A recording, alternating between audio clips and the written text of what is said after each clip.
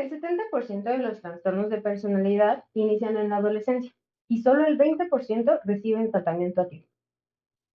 Hemos hablado y escuchado mucho sobre los trastornos de personalidad, pero ¿se pueden prevenir?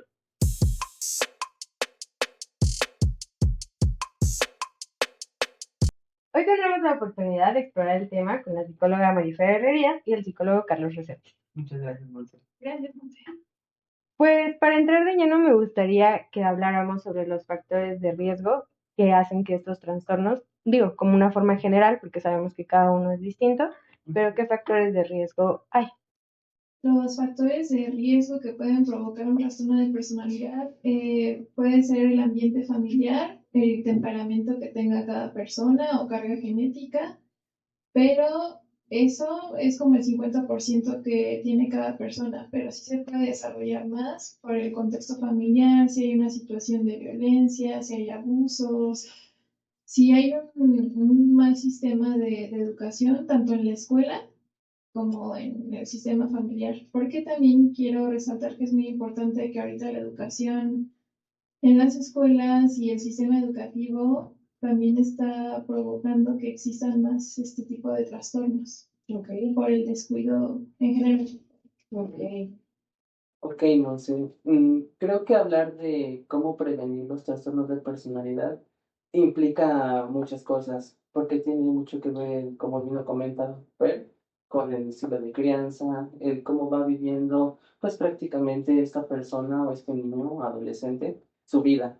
Puede ser que haya un contexto de violencia en la familia, que eso implique que empiece a tener algunas consideraciones en cómo se relaciona con esa violencia, cómo empieza a ver esa violencia, cómo la vive y cómo se relaciona a partir de lo que está aprendiendo. Puede que esté aprendiendo a que golpear está bien, a que menospreciar o invalidar a algún cierto tipo de personas es algo muy normal. Entonces, cuando eso se adapta como aprendizaje, va trayendo problemas a, pues, al estilo de cómo ven las personas este tipo de cosas. En la adolescencia es cuando empieza a haber una identidad, es cuando empiezan a resaltar más estos problemas porque empiezan a normalizarse y empiezan a ser como un estilo de vida. Entonces, muchas veces los trastornos de personalidad se dan muchas veces por violencia, por cómo ellos están, pues sí, ejerciendo este tipo de conductas. Entonces, muchas veces puede haber conflictos, porque la otra persona que recibe ese tipo de agresión también le va a devolver información. Entonces muchas veces puede que las emociones sean instables o sean muy, muy grandes y eso va a traer consecuencias. Entonces es un problema que hay que analizar y ver cómo ha sido para esa persona vivir pues algún tipo de ansiedad, algún tipo de depresión, tristeza, vergüenza y cómo lo va recibiendo. Ok, creo que es un tanto complicado, como bien lo mencionaron, ¿no? Porque íbamos encaminados hacia qué señales o cuáles son las señales tempranas a las que puedes prestar atención, pero es que si en mi escuela pues no lo ven como un problema o en mi familia, exacto, o sea, pero hay algo que que podamos decir como, oye, es que aunque lo hayas vivido así toda tu vida, esto es una señal de alerta. Te invitamos a que la mires. Hay muchos trastornos de personalidad, pero algo de lo que puedo decir que son base que tenemos que prestar atención es cuando en la adolescencia hay mucho aislamiento social. Ese sería un factor. Otro sería que también tengan ataques de ira, de enojo, que tengan también muchas conductas desadaptativas, como también tener muchas parejas al mismo tiempo, o estar con uno con otro, eso también puede ser como ya que ahí está viendo algo como que no.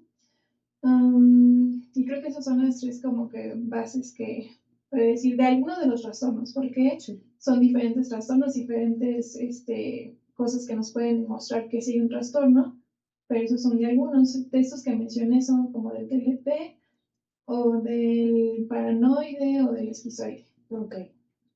Creo que algo que podría ayudar muchísimo es evitar el estigma, porque cuando a alguien se le dice que tiene algún tipo de trastorno, no sabemos cómo va a actuar ante esa noticia, porque puede que esa noticia impacte mucho a que se cierren sus posibilidades de poder resolver ese, pues, ese trastorno como se le haya diagnosticado. Entonces, liberarle del estigma a la persona de que siempre va a ser, no sé, o TLP o narcisista o algún otro tipo de trastorno de la personalidad, ayuda mucho a reducir ese estigma y puede que abra posibilidades para empezar a relacionarse de diferentes maneras. Porque es bien común que una persona le diga que pues es una persona TLP y no va a cambiar y sus emociones son muy inestables. Vaya, eso va a condicionar mucho a que se relacione así con otras personas. Puede que haya más problemas de tristeza, de estado de ánimo, como más deprimido. Entonces eso va a ser un poco más difícil para que una persona pueda vivir, pues, alguna manera, ¿no? De cómo ha aprendido a relacionarse y cómo vive estos problemas también, de cómo una persona que tiene enfrente, sea familia, pareja, amigos, le está devolviendo ese tipo de información. Claro, sí. Justo hablamos del estigma, ¿no? Ujú. Y creo que ese estigma se puede romper con la psicoeducación. ¿Qué tan importante o cuál es el rol de la educación emocional en esta prevención de estos trastornos? Ok, bueno, justo de eso quería hablar, de la prevención primaria, que íbamos a ver más adelante, pero de una vez lo retomo, porque la prevención primaria es justamente actuar antes de que aparezca algún síntoma de ese trastorno. ¿Cómo se hace esto? Tener un estilo de crianza saludable, que los papás sí estén presentes. Ahorita estamos viviendo en un tiempo donde nada más están los niños con celular, con redes sociales, ya no están tan presentes y eso está haciendo que haya más personas ya adultas con trastornos de personalidad. Entonces, con la psicoeducación, con talleres informativos en escuelas, podemos evitar que se desarrollen esos trastornos. Sí es responsable a los padres porque sí son parte de ellos mientras estén en su cuidado y luego ya adolescentes hacerlos más responsables a ellos de cómo evitar ciertas conductas que puedan proporcionar que vayan hacia ese trastorno. Claro. Sí, creo que agregando a lo que comenta Fer, también algún tipo de intervención podría ser el normalizar y el entender el cómo han vivido estas situaciones complejas para que una persona llegue a relacionarse tal vez de una manera, pues, impulsiva, de una manera violenta, y ayuda mucho a entender a que es como ellos han vivido, cómo ha sido su contexto, cómo ha sido para ellos vivir ese tipo de problemas también, porque cuando una persona puede presentar algún tipo de trastorno de la personalidad, sus conductas puede que las haya vivido también por otra persona.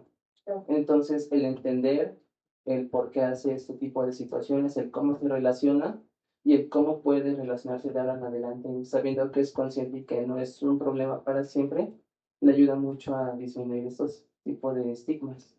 Ok, gracias. Hablabas, Fer, sobre la prevención primaria.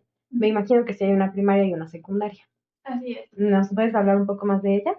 Ok, la prevención primaria, como ya mencioné, es antes de que haya síntomas o signos de un trastorno de personalidad. La secundaria es ya cuando hay algunos síntomas, algunos rasgos que ya se pueden ir tratando. Ahí en ese caso la prevención sí ya es con un psicoterapeuta que los atienda para prevenir que se desarrolle más profundo ese trastorno, porque todavía ya hay como otra clasificación más adelante de cuando ya el trastorno está muy presente, incluso ahí ya tenemos que recurrir al psiquiatra.